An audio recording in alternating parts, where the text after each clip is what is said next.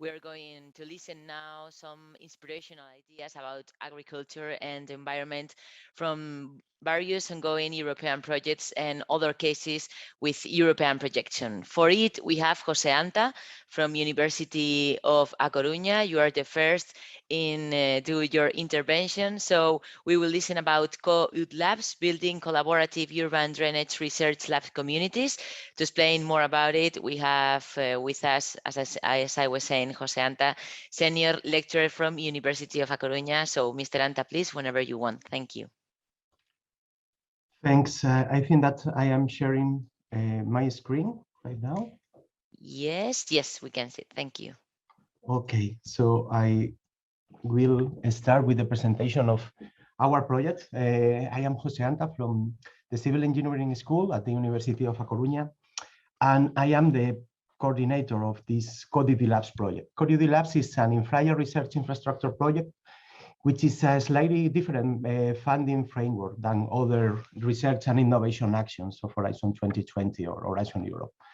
In short, we aim to create an European collaborative network that will allow to all urban drainage actors like academia, industry, practitioners, municipalities, come together to develop and test innovative solutions to solve practical problems in our research facilities. I will talk about this because, as I mentioned, this is a research infrastructure project. So why urban drainage systems? Because they are critical infrastructures that safely convey store water and wastewater to treatment facilities.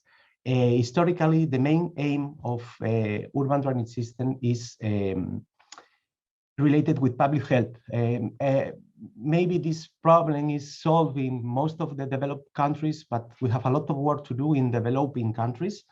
For instance, in Europe, the huge investments in the end of 19th century and the beginning of 20th century increased the life expectancy dramatically. And actually, sanitation is considered the greatest medical advance by a poll of the British Medical Journal.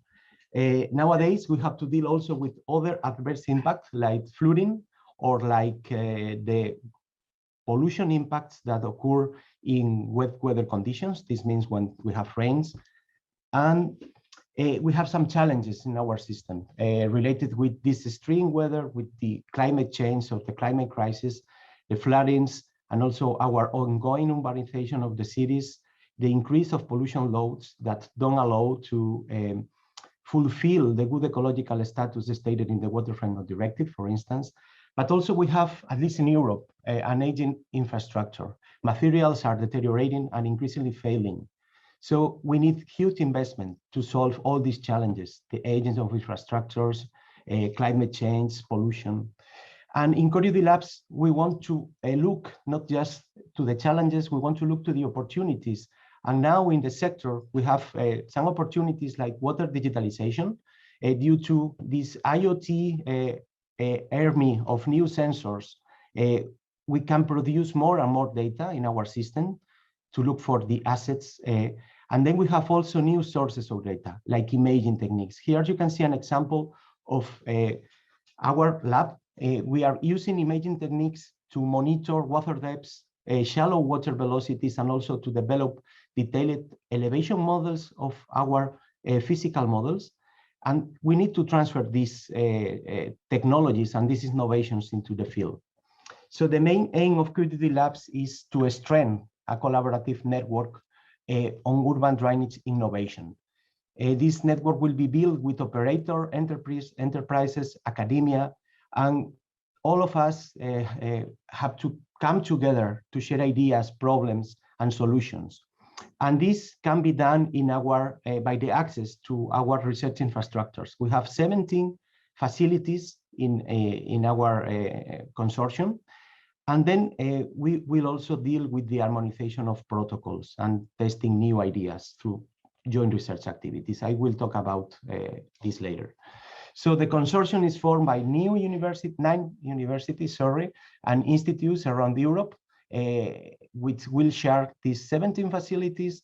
Some of the institutions provide the facilities, but all together we will work around the creation of this new network. We aim to be a platform for exchange knowledge and data. In urban drainage community, we used to work locally, and at European level, a network of large infrastructures in drainage is missing. And by the way, the use of this large research infrastructure is a big opportunity, because water utilities often need full or near to full scale testing before the massive implementation of the innovative solutions. And this can be done in our facilities, because in our facilities, we will cover the whole spectrum of urban drainage systems. We will offer facilities to work in the different processes, from the rainfall till the wastewater entrance to the wastewater treatment plant.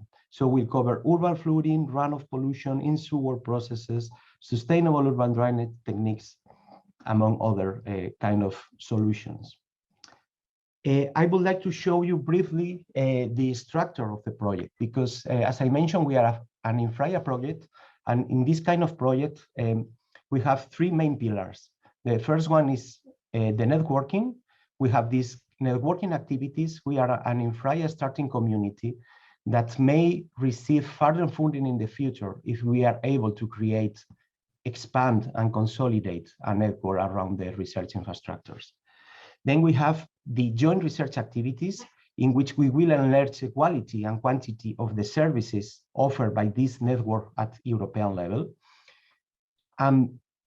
I would say that the main pillar is the transnational access, because we will provide, okay, maybe it's not the main with also networking, but a transnational access. With transnational access, we will provide the free access to external research teams to our 17 facilities in 2 open calls. We will provide the access, training, support, and also we will cover the travel and accommodations expense of a research group that come to our facilities. So in brief, about networking activities, I would like to mention that this is not just communication and dissemination. We have to build a network and engage the urban drainage community to define a role, or the role of the research infrastructures in a more rapid transition to a smart and sustainable urban drainage system management. We will hold some side events in national and international congress. We plan to work not only at international level. We have a multi-language approach, because practitioners in some countries don't used to speak in English. So we have technical events at the national level. We will also work in an harmonized procedures, internally and externally oriented, for our network and for the whole community. And we have an ambitious program of training events, and these training events are for free. And this is focused in junior researchers and also in industry, with hand-on training. Hopefully in the next year, we will have this, for instance, this European Junior Scientist Workshop in France. We are collaborating with the organization of this event. The next week, we have an online event, which is this workshop on urban drainage practice and research need. People can register today or by the next week. So we have at the end, I guess that's about 6 or 8 hand-on events.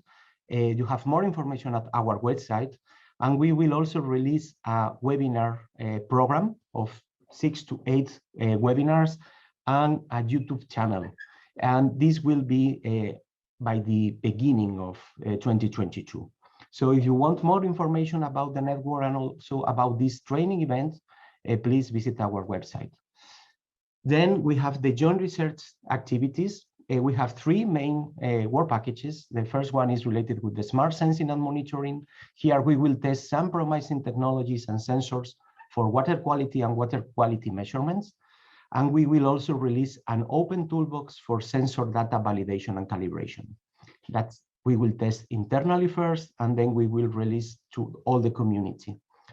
Then the second one is the evaluation of assets deterioration in urban drainage system. We will work here mainly with various assets. This means pipes that are in the underground and which are often forgotten by the municipalities. And through an European database of CCTV inspection images, we will deliver an harmonized approach to efficient repair and rehabilitate the sewer network assets. And the last one is about improving the resilience and the sustainability.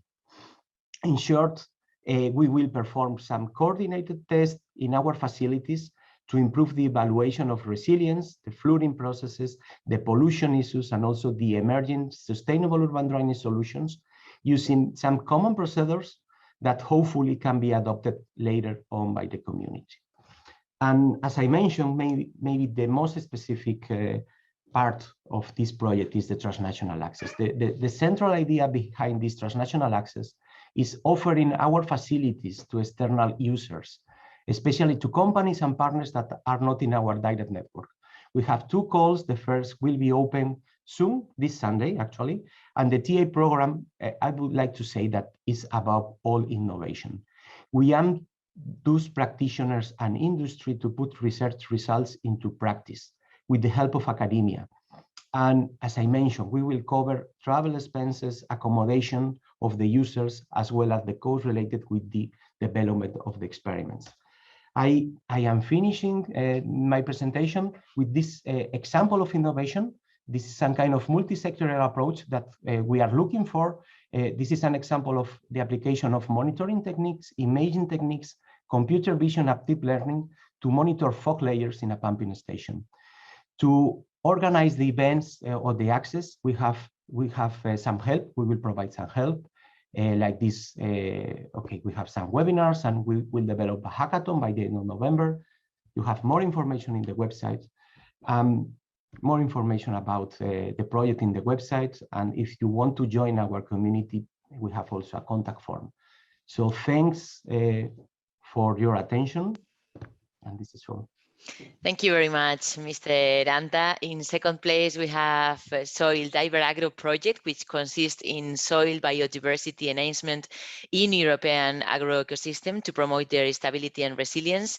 More details with David Fernández, researcher at University of Vigo. So, Mr. Fernández, if you can switch on your camera and also your sound, we listen to you. Thank you. Okay. I must open the slides, no? Yes. Okay. Can you see the presentation? Yes, perfectly. Thank you. Okay. Yo voy a hacer mi presentación en... I'm going to do my presentation in Spanish.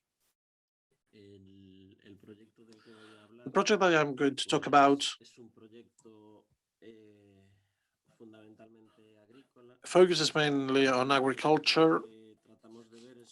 What we try to do is see how we can use the soil biodiversity in order to enhance certain aspects or factors of agriculture in Europe, and how we can contribute to the reduction of external inputs, or just to improve the soil biodiversity. The general objective, you can see it on the screen, the adoption of new management practices and cropping systems that contribute to increase the genetic and functional biodiversity of the soil, with the aim of reducing the use of external inputs while increasing crop production and quality. And also, ecosystemic services are developed. The idea is that agriculture in the European Union be more resilient and sustainable. To do that,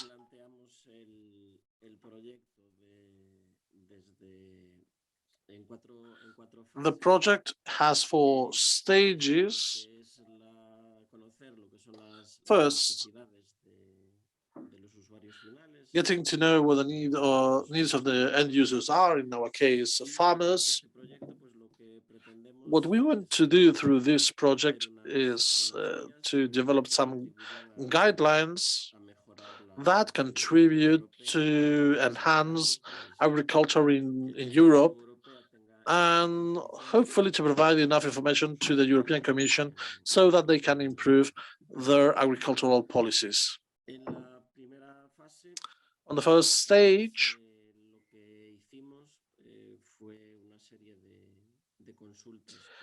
what we did is carry out some consultations with farmers to get to know their opinion about the soil biodiversity and what they think that it could, how it can be used to solve some of the problems that they face.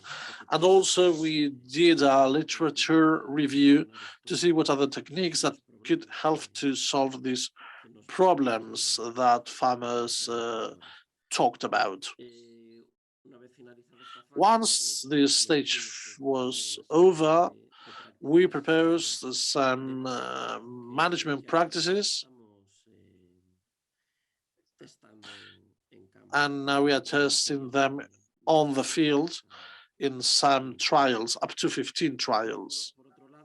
On the other hand, we did soil sampling all over Europe for the production of wheat, which is a common crop in Europe, which to see what is the current state of soil biodiversity in wheat fields, which is the most common crop in Europe, cereals and wheat specifically. As for the techniques that we are putting to trial, are the diversification of crops, the improvement of rotation systems, to use some crops to keep nutrients on the ground in order to biologically fight some pests and diseases, and to reduce the use of pesticides in agriculture. We also tested some alert systems that tell us when to apply treatments instead of doing or of applying them just sporadically. Also to improve the tillage or ploughing systems, and also to see how we can improve the fertility of the soil, or how we can fight pests and diseases. As I said, we are seeing what the interaction of certain microorganisms on the ground are, and we are testing also the use of bacteria and mycorrhizic fungi to improve the fertility of the soil and to prevent the use of chemically synthesized fertilizers, which are non-renewable products on the one hand, and like nitrogen. Nitrogen is produced out of natural gas mainly, so the price is rising importantly in international markets. What do we measure in our crops?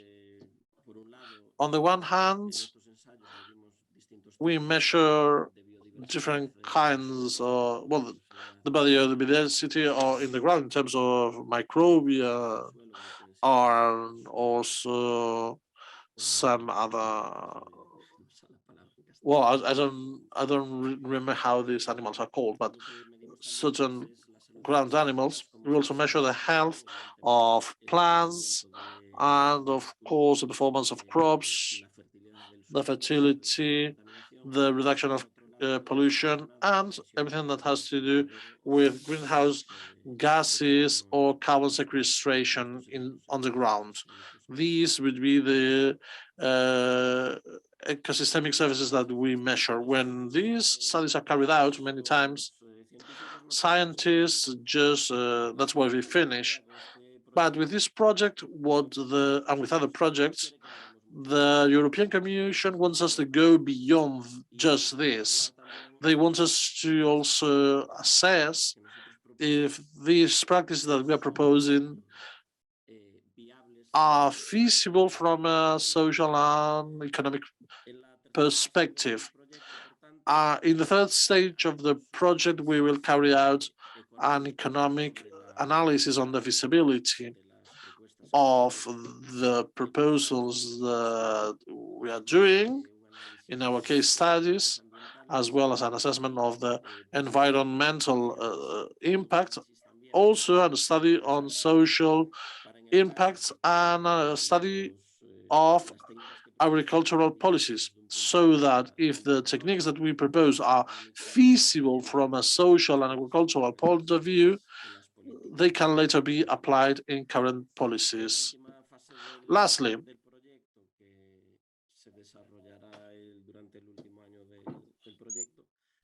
on the last stage of the project, we will define biodiversity goals that agriculture should have in Europe, and we will also develop some manuals or guidelines where we will propose several improvements in the management practices for crops, which will be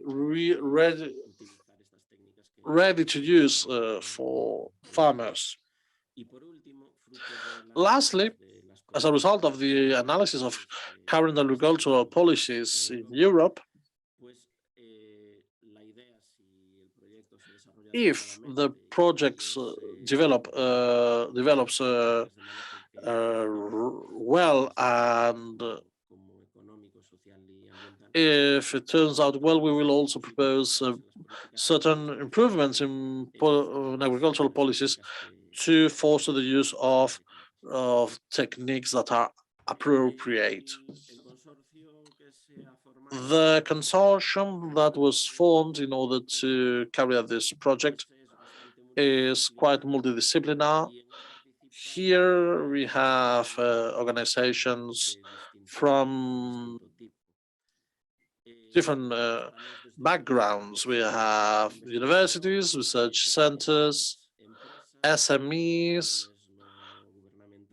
non-government organizations focusing mainly on the agricultural sector. There are also farmers and cooperatives in this project, and in some cases, even the public administration.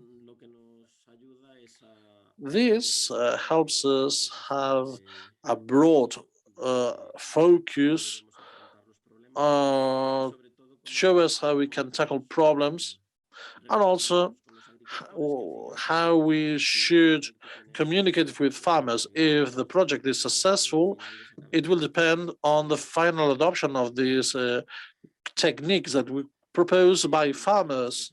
The project is being developed in 7 countries that you can see on screen: Belgium, Czech Republic, Denmark, Estonia, Finland, Germany, and of course Spain, which is missing on the screen, and 6 pedoclimatic areas in Europe, that is 6 regions with quite homogeneous features in terms of soil features and weather. We have some trials in arid areas like Cartagena, or boreal areas in Finland and several other places. Here you see a map of the pedoclimatic areas in Europe and the different case studies that we propose for each region. As I said, we have Mediterranean areas in the southern Mediterranean up to Finland. This is a project with a multi-actor approach.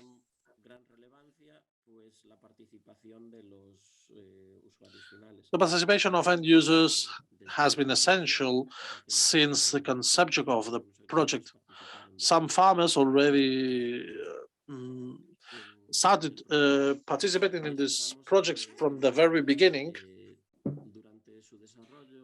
So we hope to have them collaborate with us throughout the project. We start We are starting to receive some preliminary data from the field, and that's why we want to encourage farmers to use these techniques on the ground through the SoildiverAgro community. That is a platform that we will use to promote the adoption of the techniques that we are trying.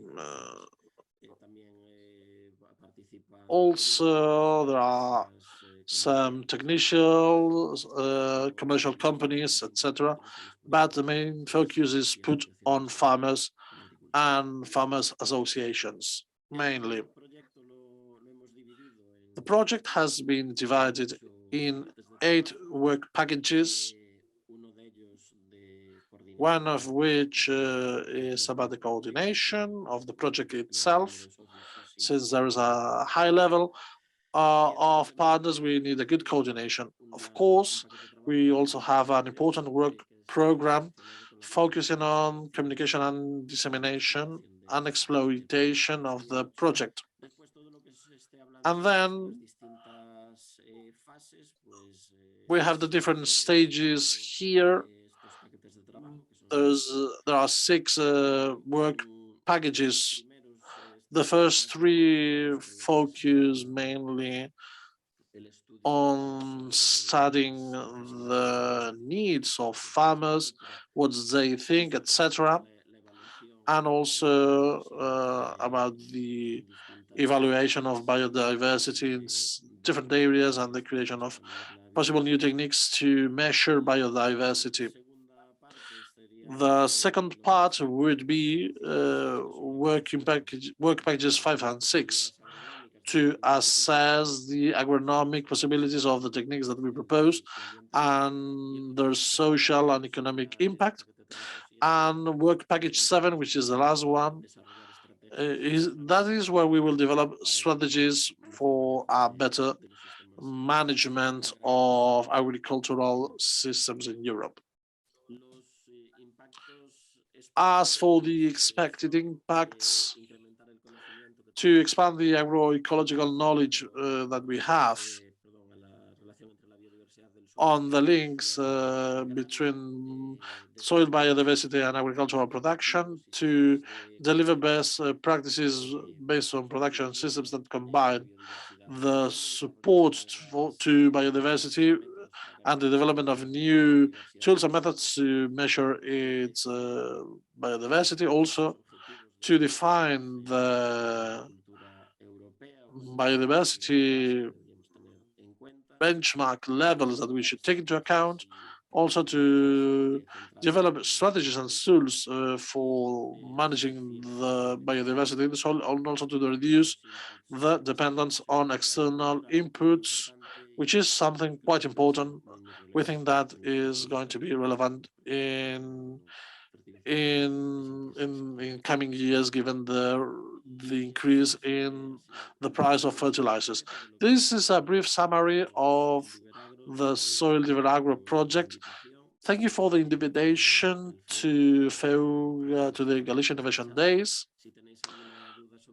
If you have any doubts or needs of clarification about the project, you can send me an email. You can see my email on the screen. And that's it. Thank you very much. Thank you, Mr. Fernández. So we are going to sweep the intervention. So we first going to listen to Anxela Montero Rodriguez, project manager at Galician Enterprise University Foundation, to analyze other regional case studies with European projection. Thank you very much. Hola, buenos días. ¿Me oís? Yes, perfectly. Vale. Can you hear me? Yes. My name is Anxela Montero, project manager of the Department of National Projects of FEUGA.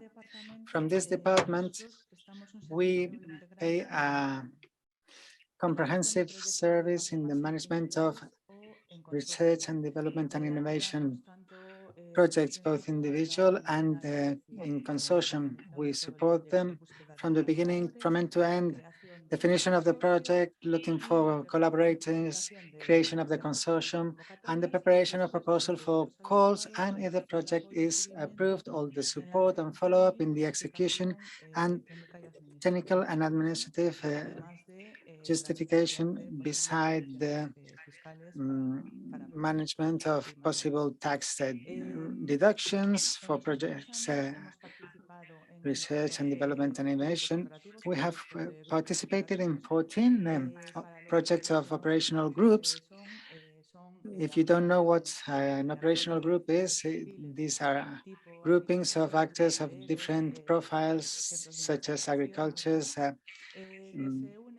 cattle farmers, silvicultures, and industries, in order to take advantage of an opportunity that could be useful for agri-food and forestal sectors.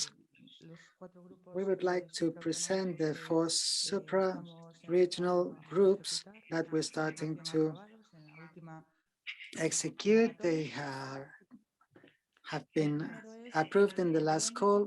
The first one we have is the urgency, which is focused on poultry, and we want to use their excrements for energy. We have several participants from Spain, Galicia, Murcia, Castilla, León, and Navarra.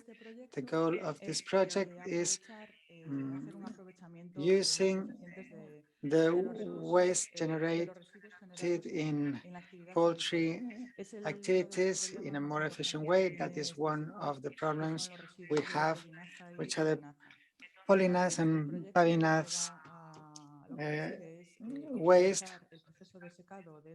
So we want to improve the drying process of this feces and developing a burner adapted to the boilers these farms may have in order to optimize the combustion of this waste and reduce the energy costs of the sector, because this thermal energy would be used. In order to close the circle, we want to characterize the ashes from that process of burning in order to use them for agriculture, and we also analyze the environmental impact of the whole process. The results that are expected are a reduction of the content of humidity of this biofuel in a 20%, recovering the 50% of this thermal energy that is produced by these feces, having a combustion system which is optimized from a technical, economic, and environmental point of view for its use in the poultry sector, reducing the heating costs in a 50%, and also producing a saving of global energy cost, like by using this waste, and also having a protocol for the agricultural use of the ash that is produced in this burning, besides the quantification of the environmental impact of this solution. The second project, microalgae feed, is aimed at reducing antibiotics in poultry by a feed based on the use of fungi and algae. The members come from Galicia, Asturias, Navarra, Valencia, and Madrid. We want to reduce the use of antibiotics in farms by the growing of broilers through the antibiotic immunomodulator, anti-inflammatory of fungi and algae, seaweed, we want to develop and design functional prime raw materials based on fungi and microalgae, assessing in vitro the antimicrobial, immunomodulating, and anti-inflammatory capacities of these fungi and algae, and assessing with the animals the efficacy, the effectiveness of these products. The results we want to achieve are obtaining some ingredients based on fungi and algae with antimicrobial, immunomodulating, and anti-inflammatory capacities, and developing further that is enriched with these ingredients and has this capacity, and also validating that this feed produces these effects that we are seeking. The third project, Protein Leg, is about the development of fruit protein, high quality fruit proteins by the crops of legumes. The members come from Galicia, La Rioja, Navarra, and Andalucía, Madrid. The goal is the development of food that is rich in vegetable proteins that are innovative by means of the use of legumes. We want to develop leguminous crops that are innovative, profitable, and efficient. We want to improve the quality and the amount of proteins of these legumes crops, and we want to develop food that are healthy, tasty, and attractive. The results we want to achieve are having traditional varieties of leguminous plants that are better adapted, improving the sustainability of these crops of legumes, obtaining some new types of food which are rich in vegetable proteins for human and animal feeding, and validating the new food as an alternative to animal proteins and soya. The last project we wanted to present is TIRAC, which wants to reduce the use of antibiotics in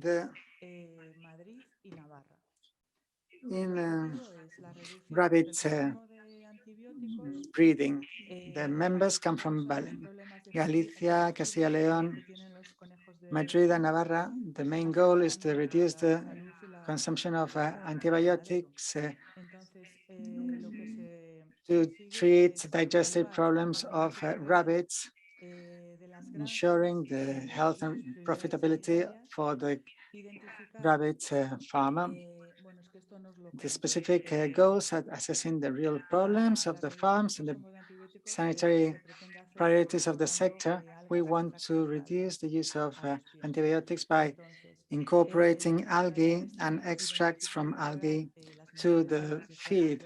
We want to analyze the best algae or extracts of algae who can improve the health of the rabbits, of the intestine of the rabbits. We want to reduce the use of antibiotics in the feeding of rabbits, and assessing the effect of certain nutritional strategies, together with analyzing the results in the rabbits. The results we aim to achieve are reaching a detailed knowledge of the health situation of the rabbit breeding sector. We have done a surveys in farms around Spain, having a mapping of the algae and the algae extracts that are most interesting for the elaboration of feed, and creating a line of feed for rabbits that are adapted to the needs of rabbits that stop drinking their mother's milk. This way, the health of the intestine of the rabbits will improve and we will reduce the use of antibiotics. That's the end of my presentation. Thank you very much. Thank you, Anxela Montero, for this very detailed presentation. So first of all, I would like to thank you all thanks FEUGA for inviting me to be present in this great event where a lot of colleagues are also present. The presentation that I'm going to do is a bit different from the rest. I will not be focusing in one project because we are now having 8 different European Union projects, and I would like to give you the general overview about how our team is seeing the different our participation in different projects. Well, we're working also on agriculture and climate inspirational ideas. I work at the University of Santiago de Compostela. Our team is mainly based on the climate change challenges. As you know, in red are the areas where the temperature has been increased in the month of January 2016. So there are many of them. In the left part of the bottom part of the figure, you can see the increase of extreme events that have appeared in the last years in the different parts of the world, and trying to solve this to cope with both with this enormous climate change program. We are dealing with 3 main strategies that were launched by the European Commission, which are the Green Deal, the strategy of biodiversity, and also the from farm to fork, just trying to convert intensive farming systems to more sustainable farming systems. This has to be done when you link sustainability and also you link it with climate change. You have to work with adaptation and mitigation issues, and you have to see it in a broad sense, which is what our group is, a holistic approach is done. So how can we do that? From the USC, the response is with a holistic approach. And now I'm going to describe different type of projects that we have been participating. This is the only one that was from FP7, but we are now in several in Horizon 2020. Well, the first one is AgForward. AgForward is a project that aims at developing innovations in the field of agroforestry. It is a RIA project where USC was a work package leader. And the main aim is to develop innovations in different parts and fields of Europe, trying to include agroforestry as part of the sustainable farming systems. It has been quite successful because we were able to include agroforestry in eco schemes, among other aspects. Another type of projects that we have paid by the European Union are, for example, Open to Preserve, where we work with pyrrhic herbivorism to reduce forest fire risk, or the recently given VIA project, which we are going to work on restoring fired areas, one of the main problems in Galicia. Well, another project that we have is an innovation action, which is more close to the secretarial hire, more close to the real implementation by in companies, in this case, based on raw material and within the bioeconomy concept. This is a value chain sustainable development. It's an IA, and we again are leading the work package of policy and the business environment, the development work package.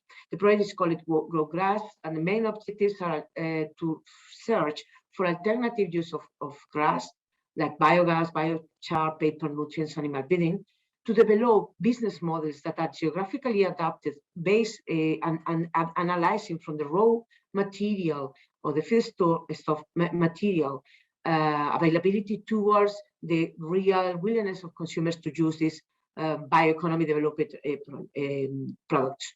And finally, we also work in the business environment development, which is also key to foster bioeconomy products within the different countries. And the business environment development that we are analyzing includes institutional development, the fundings, the consumer willingness, the market structure, and 3 main sub-arenas that we are also developing in another European Union projects, which are training and education areas, research and infrastructure, and technology and knowledge. With regard to the last one, we were leaders of the project AFINET, which is the Agroforestry Innovation Network. It is a CSA, and the main objectives were gather innovations related with agroforestry or already existing innovations, create a networking that nowadays are still functioning in spite of having the AFINET project ended in 2019, and develop with 1,500 international partners and 400 Spanish stakeholders and actors. The project that we are working is in a research and innovation staff exchange, a RISE, which is related with the Marie Curie. It is about creating knowledge of understanding ecosystem services of agroforestry systems through a holistic methodological framework. The project was stopped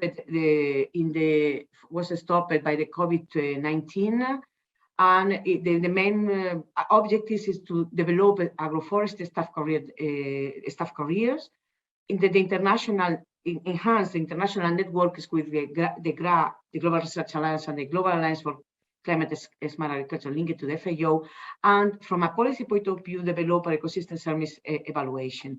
Also, the USC is in charge of World Package Leader, and we, in collaboration with FAO, developed a set of indicators to analyze the climate smart agricultural state of the different type of farms. This project links this topic to European or has European, African, and South American countries. I'm sorry. And finally, I would like to talk about two projects that for me are very high relevant or very relevant, which were Euraknos and Eureka. These two projects aims at understanding the different aspects related with communication dissemination, knowledge reservoirs, data gathering. Multi-actor approach was carried out in very big projects related with the European Innovation Partnership, the EIP Agri, which are the thematic networks that were analyzed from Euraknos, and the multi-actor approach projects which were analyzed within the Eureka framework. And the USC was a World Package Leader trying and aiming to analyze all the data that were available, the linkages with the different EIP Agri activities, like for example, operational groups, multi-actor approach, thematic networks, focus groups, etc. Also the multi-actor approach, communication and dissemination aspects, and also how these both thematic networks and multi-actor approach have the point of view that they have of this about this topic. And from my side, that's all. So if you have any collaboration or to keep working on these aspects, please just contact me.